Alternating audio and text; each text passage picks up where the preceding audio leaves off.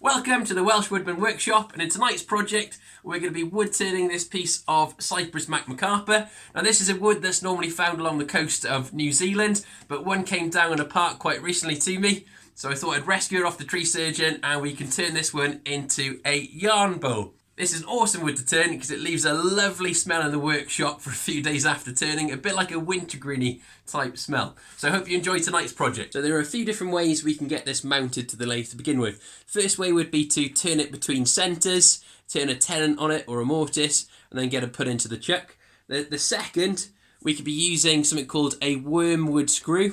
So essentially you drill a hole in the centre of your bowl blank and thread that onto these, and these are pretty secure. I'd always suggest using some tailstock action with them as well.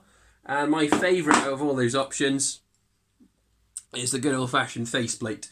So essentially I've found the centre point of this blank, put my faceplate in, and I'm going to be using some rather chunky wood screws, driving those into the holes of the faceplate. Most faceplates will have like a threaded insert that you can thread onto your spindle. But in the VB36 case we've got 3 high tensile bolts. They sort of slot on, and it's like a bayonet action to fit them in. Then we can just use a little spanner to tighten up those bolts, and it gives you a really secure hold on this, especially for the larger pieces. Now before we start turning, it's always a good idea really to cut this into the round if you've got a bandsaw. My bandsaw blade needs a good old sharpen, so I haven't done it in this case. So if you haven't got a bandsaw, not to worry, you can put a block of like this onto the lathe and slowly turn away at the edges. Now the first thing I would suggest doing is remove any sort of bark or things that are going to fly off as you initially turn the machine on, and it's always a good idea to set your lathe speed down to its lowest setting. So if you've got variable speed all the way down to the bottom, gradually work up, or if you're on pulleys and gears, what you can do then is put the gear ratio to the lowest one, see how it's spinning, then you can obviously change it from there if you need a higher speed or not. So a tool rest then, we're moving as close as we can get to this without it actually touching. Always give it a good spin before turning on to make sure it's not going to catch the tool rest. So we're going to need to use some safety equipment. I'm going to be using a powered respirator. JSP's the brand, Power Active IP. So it's got impact resistant shield on and it protects your lungs at the same time. We're going to be using a bowl gouge with a Celtic grind to do pretty much most of the turning on this piece. We're going to be just taking off the high spots, and we want a nice flat bottom before we start thinking about putting tenons and things onto this. So light pushes. I'm trying to rub the bevel there so my contact on the bowl is right on that bevel point. So I'm cutting just on that tip there. Being very careful not to catch the wing, as that can be quite nasty.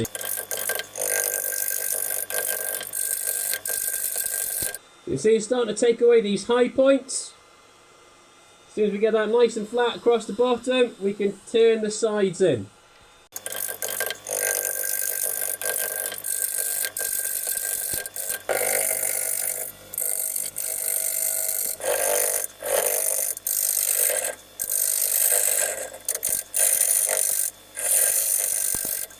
So we've established our flat bottom now, we can start cutting away the edges and get this curved and round into that outside of the bowl shape.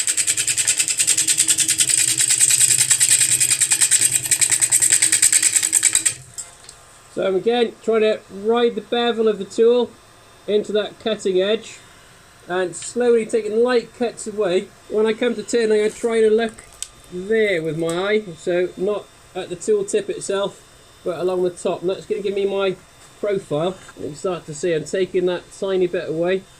You see a lot of ghosting, and what I mean by that is light coming through. That shows me how unbalanced this piece is. So I'm going to take all that ghosting out until it's into a round piece.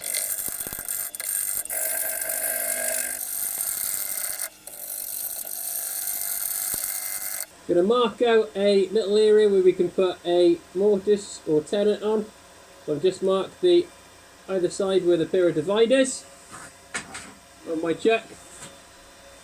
Angling downwards, trailing point downwards, only one point of these touching. It's giving us a little mark that we can go in with a parting tool.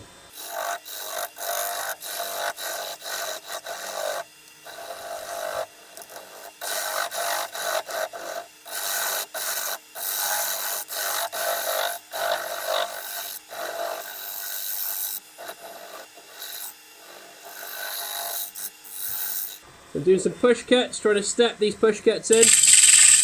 The little shoulder, move across, little shoulder, then I can come and blend those shoulders in.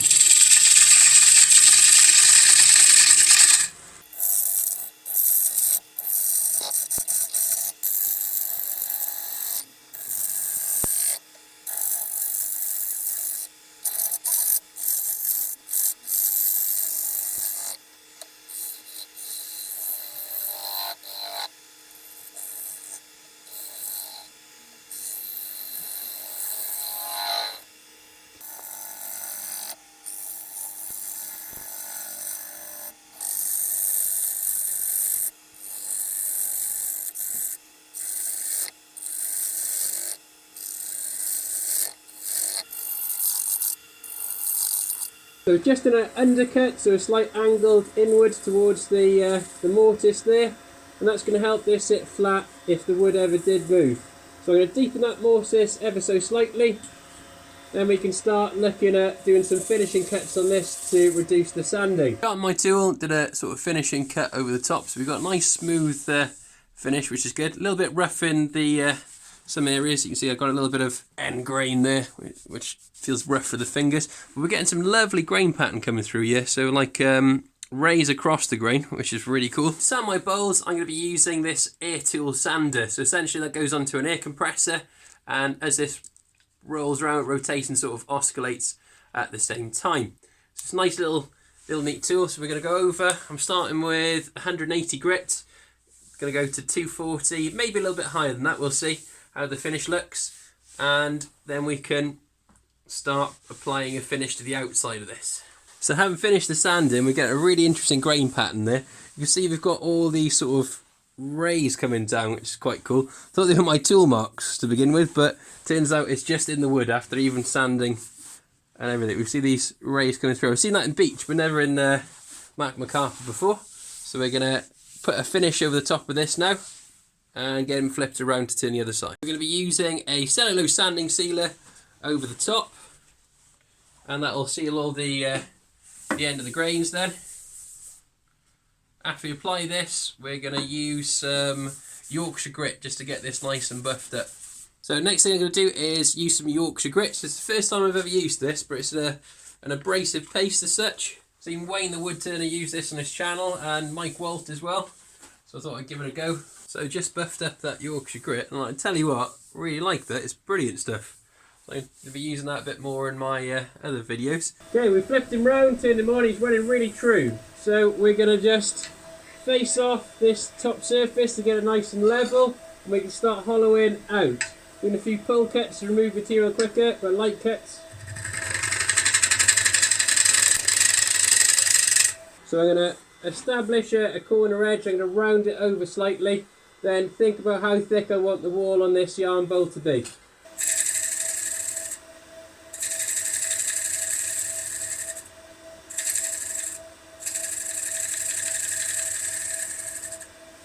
So nice sharp tool, shavings like that. So we're going to establish the edge with our parting tool, so how thick the wall's going to be.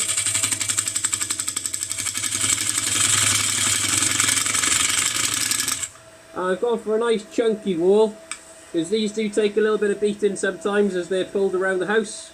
Now the fun part, we just hog away this material in the middle.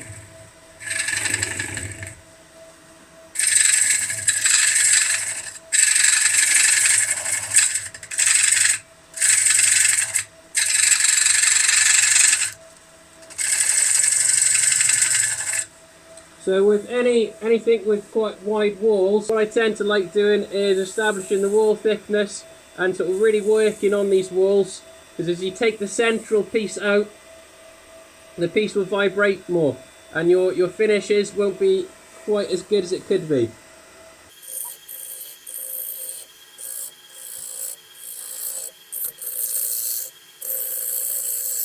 So try and do all my cuts downhill rather than uphill.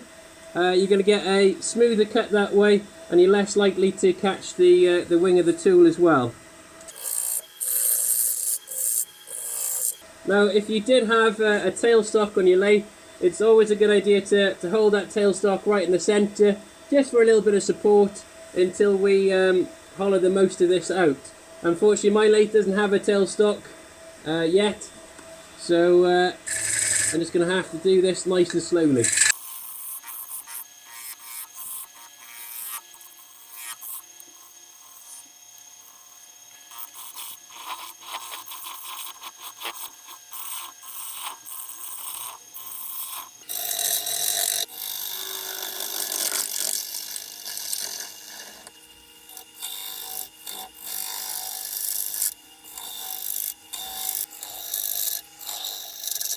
So hollowing out is quite a long and boring process.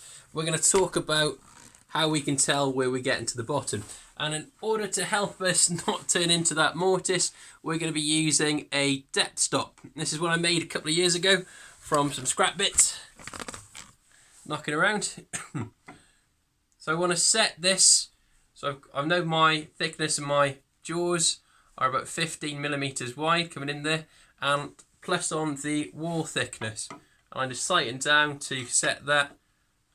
Got my adjustment on there, and when I put this into the bottom of the bowl, then that'll tell me how far I need to go. So in this instance, I've got only about 2 inches to turn down to bottom out. So I'm going to use this throughout the next sort of processing, making sure that I'm not going to get too deep and go through into that mortise. So quite a long process, but managed to hollow it all the way to the bottom, and you can see that the depth gauge is at its max at the moment. So it's my cue then to stop going any deeper. Just about ready to start marking out and cutting where the yarn will go. Now an easy way I've found to do this is just get yourself a bit of paper, follow the profile of the bowl, and it's better to draw on the paper just to see if you're happy with the sort of design before drawing it straight onto the bowl, especially after you've applied your finish. It's never ideal. Yeah, I'm happy with it. So this section I'm going to be cutting away. So what I'm going to do now is trim that out with the scissors. We can stick it on, draw around it, then we can get cutting with drawed round. Here's the tricky bit now. I'm going to be using a jigsaw to follow the profile out. So I'm aiming to cut on the inside of the lines.